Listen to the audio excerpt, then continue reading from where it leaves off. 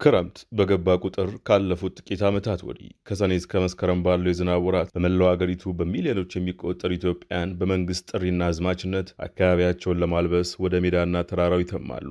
መንግስት እስካሁን ባለው ጉዞ ብቻ 48 ቢሊዮን በላይ ችግኞች መሬት መርገጣቸውን በኩራት ቢገልጽም ይህ ግዙፍ አሃዝ በተጨባጭ መሬት ላይ ምን ያህል ስር ሰዶ እንደጸደቀ የሚገልጹ ዝርዝር ሳይንሳዊና ተደራሽ መረጃዎች ግን እምብዛም ይፋ ሲደረጉ አይስተዋልም። ይህ የቁጥሮች ማዕበልና የተጨባጭ መረጃዎች እጥረት በፈጠረው ብዥታ ውስጥ ሆኖ መርሃ ግብሩን በምክንያታዊ መነጽር ለመቃኘት የሞከረ አንድ አዲስ ጥናታዊ ጽሑፍ ግን ለብርሃን በቅቷል። ተመራማሪዎቹ ተክሉ ገብረ ጻዲቅና ራፋኤል ኦየን የኢትዮጵያ የአረንጓዴ አሻራ መርሃ ግብር ለዘላቂነት ያለው የአካባቢያዊና ማህበራዊ ኢኮኖሚያዊ ውጤቶች ውህደት በሚል ርዕስ ያቀረቡት ጥናታዊ ጽሑፍ ከፖለቲካዊ ውዳሴና ከዘመቻ ድምቀት ባሻገር ያለውን እውነተኛ ገጽታ ፍንትው አድርገው ለማሳየት ይሞክራል።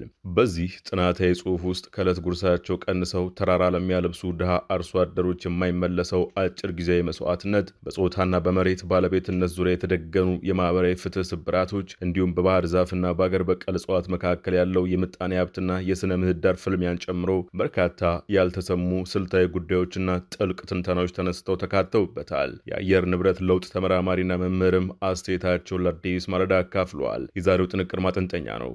አብረን እንቆይ።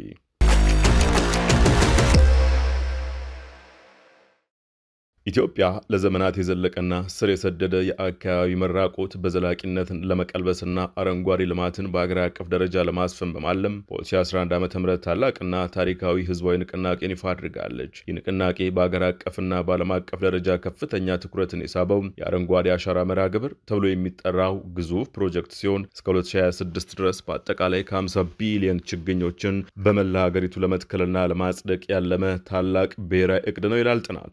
በተያዘው የአውሮፓውያን 2026 ዓመት በሳይንቲስቶቹና በአካባቢ ጥበቃ ተመራማሪዎቹ ተክሉ ገብረ ጻዲቅና ራፋኤል ኦያን አማካይነት የተደረገው ጥናት ዲስከቨር ኮንዘርቬሽን በተባለው ዕውቅ ዓለም አቀፍ የሳይንስ መጽሔት ላይ ለንባብ በቅቷል። ተመራማሪዎቹ ይህንን ሰፊ ጥናት ለማዘጋጀት ሲሉ በዓለም አቀፍ ደረጃ እጅግ ከፍተኛ ተቀባይነትና ታማኝነት ያላቸውን የሳይንሳዊ መረጃ ቋቶች ማለትም እንደ ስኮፕስ እና ዌብ ኦፍ ሳይንስ ያሉ ታላላቅ ሰነዶችን በጥልቀት የፈተሹ ሲሆን በተጨማሪም በተባበሩት መንግስታት የምግብና ግብርና ድርጅት፣ በተባበሩት መንግስታት የአካባቢ ጥበቃ ፕሮግራም እና በተለያዩ የኢትዮጵያ ሚኒስቴር መስሪያ ቤቶች ይፋዊ የመረጃ ቋቶች ውስጥ ያሉ ጥናቶችን በሙሉ በማካተት እጅግ ጥብቅና ስልታዊ የምርመራ ዘዴን ተከትሏል። በጥናቱ ውስጥ በሰፊው የተተነተነው ዋነኛው መዋቅራዊ ድክመት መርሃ ግብሩ በጥራት ላይ ከማተኮር ይልቅ ከመጠን በላይ በተተከሉ ችግኞች ቁጥር ስሌትና ፖለቲካዊ ሪፖርቶች ላይ የመጠመዱ ጉዳይ ነው። በየዓመቱ በቢሊዮኖች የሚቆጠሩ ችግኞች በታላቅ ዘመቻና የሚዲያ አጋርነት ቢተከሉም ከተከላ በኋላ የሚደረገው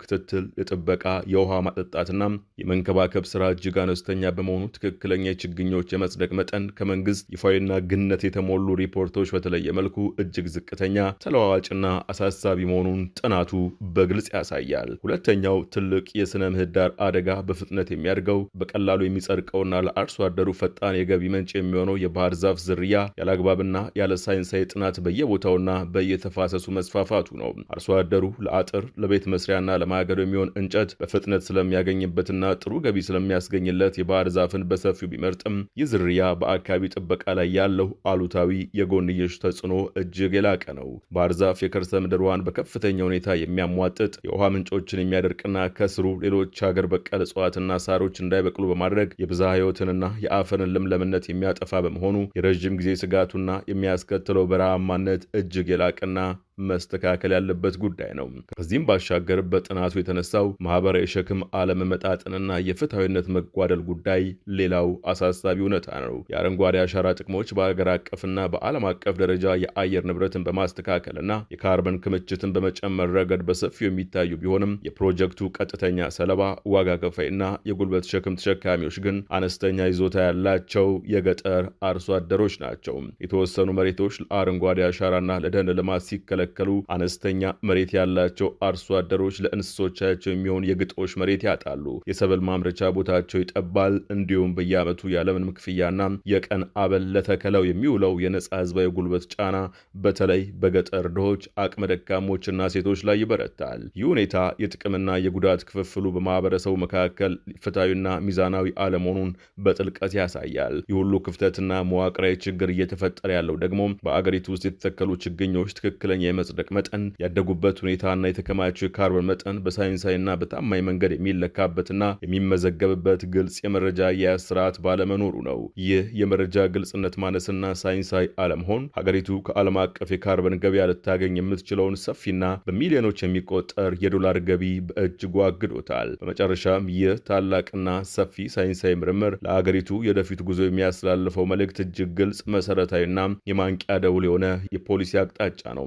የአረንጓዴ አሻራ መርሃ ግብር የኢትዮጵያን የተፈጥሮ ገጽታ፣ የኢኮኖሚ አቅምና የሕዝቡን ህልውና ሙሉ በሙሉ የመቀየር ታሪካዊና መዋቅራዊ አቅም አለው። ነገር ግን ይህ እቅድ ከስኬት ማማ ላይ እንዲደርስ ከተፈለገ ፕሮጀክቱ ከላይ ወደ ታች ከሚዘወር በባለስልጣናት ፍላጎትና በፖለቲካዊ ቁጥር ስሌት ላይ ብቻ ከተመሰረተ ዘመቻ ወጥቶ ወደ ሳይንሳዊ መረጃ አያያዝ፣ ፍትሐዊ ጥቅም ክፍፍልና ማህበረሰብ ተኮር እውነተኛ ባለቤትነት መሸጋገር ይኖርበታል። በመጀመሪያ ደረጃ የችግኝ መትከል ዘመቻው በየዓመቱ ካለቀ በኋላ በየክልሉና በየወረዳው የትኞቹ ችግኞች እንደጸደቁ የትኞቹ ደግሞ እንደጠፉ በትክክል ለመከታተል ዘመናዊ ሳተላይት መረጃዎችን፣ የጂኦግራፊያዊ መረጃ ስርዓትንና የድሮን ቴክኖሎጂዎችን በሰፊው መጠቀም ግድ ይላል። በየደረጃው ያሉ የአፈጻጸም ሪፖርቶች በገለልተኛ አካልና በዩኒቨርሲቲዎች ተገምግመው ለህዝብና ለዓለም አቀፍ ተቋማት ግልጽ መሆን አለባቸው። ይህም ሀገሪቱ በዓለም አቀፍ ደረጃ ታማኝነት እንድታገኝ አድርጋታል። ሁለተኛ፣ አርሶ አደሩና የገጠር ማህበረሰብ የተተከሉትን ችግኞች በራሱ ተነሳሽነትና ፍላጎት እንዲንከባከብና እንዲጠብቅ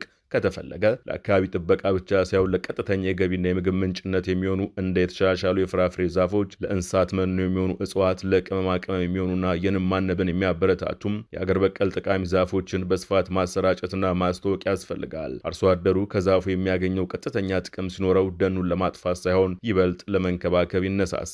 ከሁሉም በላይ ደግሞ ማህበረሰቡ ችግኝ የተተከለበትና ጥበቃ የሚደረግበትን መሬት በጋራ ወይም በግል የመጠቀምና የመውረስ መብቱ በሕግ መረጋገጥ አለበት። የአካባቢው ማህበረሰቦች፣ የወጣቶች አደረጃጀቶችና የተፈጥሮ ጥበቃ ማህበራት ራሳቸው ደኑን እየጠበቁ ጥቅሙንና ገቢውን የሚጋሩበት የሕግ ማዕቀፍና ስልጣን ከተዘረጋ መርሃ ግብሩ ያለ መንግስት አስገዳጅነት፣ ያለ ፖለቲካዊ ግፊትና ያለ ተጨማሪ ወጪ ለብዙ ዘመናት በዘላቂነት ሊቀጥልና የሀገሪቱን ህልውና ሊያረጋግጥ ይችላል። በሐዋሳ ዩኒቨርሲቲ በአየር ንብረት ለውጥ ተመራማሪና መምህሩ ዶክተር በየነ ተክሉ አረንጓዴ አሻራ ውጤታማነቱን በሚመለከት በተለያየ መንገድ ማየት ይቻላል ያሉ ሲሆን ከመጽደቅ አንጻር የተተከሉ ችግኞች አድገው ከመታየትና ለጥቅም ከመዋል አንጻር መለካት አለበት ይላሉ።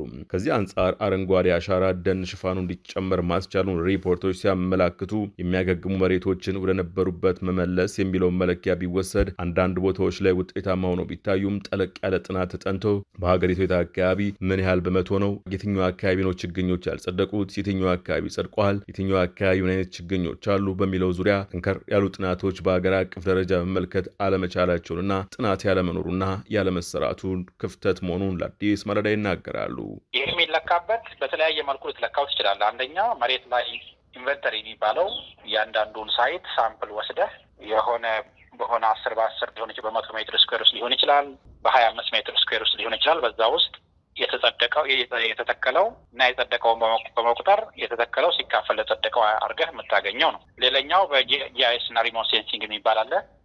ይሄ ኤንዲቪአይ የምንለው ምንድነው? የዛ አካባቢ የተራቆተ ከነበረ ወደ ግሪን የተቀየረበት ኖርማላይዝድ ቬጂቴሽን ኢንዴክስ በሚባለው ለምሳሌ የዛ ቼንጁ ለውጡ ምን ያህል ነው በሚለው በጂአይኤስ እና ሪሞት ሴንሲንግ በሚሉት ከሳተላይት ኢሜጆች በመውሰድ አንዳንድ ጊዜ ደግሞ ከተለያየ ከተነሱ ፎቶግራሜትሪ የሚሉ ከነሱ በመውሰድ በብዛት ከሳተላይት በመውሰድ በባለሙያ የሚሰራ ነው ማለት ነው። በሁለት መንገድ መስራት ይቻላል። እንደ ሀገር ልንደርስበት የምንፈልገው ምንድን ነው የሚለው ግልጽና ቁልጭ ያላለመሆኑ የአረንጓዴ አሻራ መርሃ ግብር ትልቁ ችግር እንደሆነ የሚያስረዳሉ መምህሩ። አቺቭ ማድረግ ወይም ልንደርስበት የፈለግነው የሚለውም ግልጽ እና ቁልጭ ያለ አይደለም። ለምሳሌ አንዳንድ ጊዜ የፍራፍሬና አትክልት ዛፎች የፍራፍሬ ዛፎች እንዲተከሉ ይባላል። የፍራፍሬ ዛፍ ኤክስፖርት ለማሳደግ ነው እና ከሆነ ምን ያህል ኤክስፖርት አሳደገልን የሚል መለኪያ አስቀምጠን መለካት ያስፈልገናል።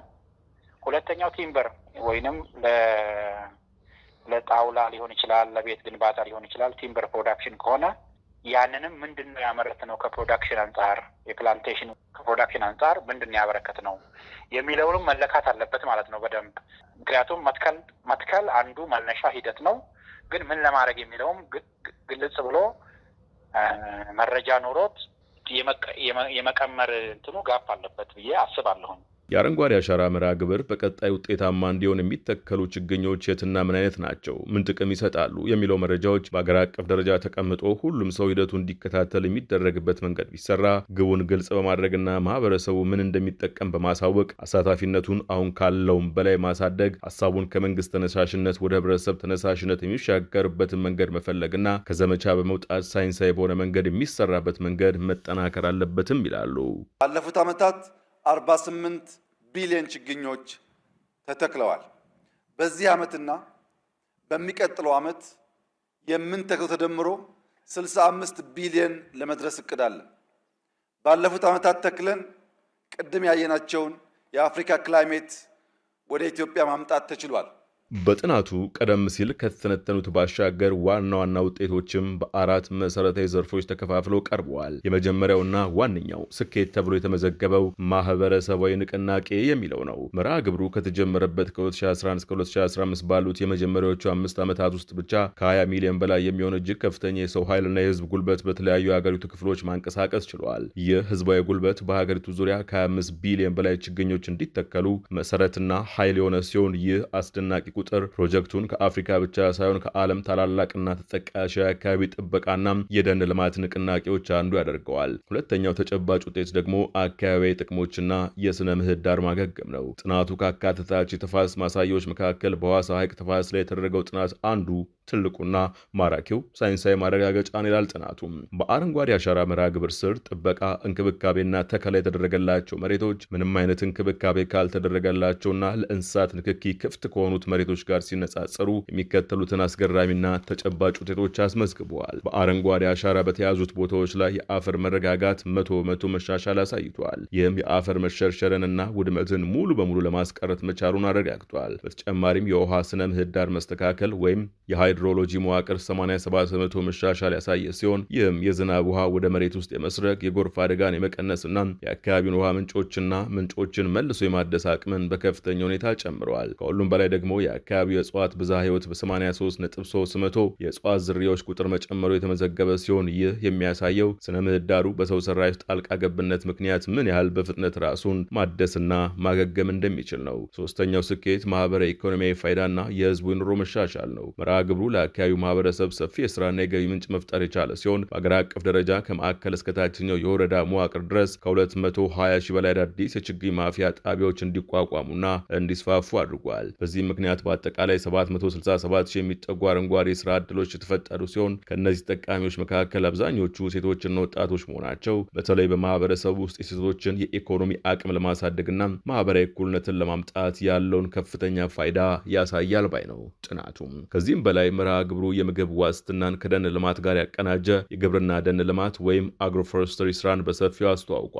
ለምሳሌ በኦሮሚያና በደቡብ ክልሎች የፍራፍሬ ችግኞችን በተለይም እንደ አቮካዶ፣ ማንጎ፣ ፓፓያና ሞሪንጋ ያሉ ጠቃሚ ዝርያዎችን ከተለመደው የሰብል ግብርና ጋር በማቀናጀታቸው የአፈር እርጥበት በመጨመሩ የአየር ሁኔታው በመስተካከሉና የብናኛ ምንጮች በተለይም የንቦች ቁጥር በከፍተኛ ሁኔታ በመጨመሩ ምክንያት በአካባቢው የሙዝ ምርታማነት በ20% ማደጉን በጥናት የተካተቱት መረጃዎች በተጨባጭ አረጋግጣሉ።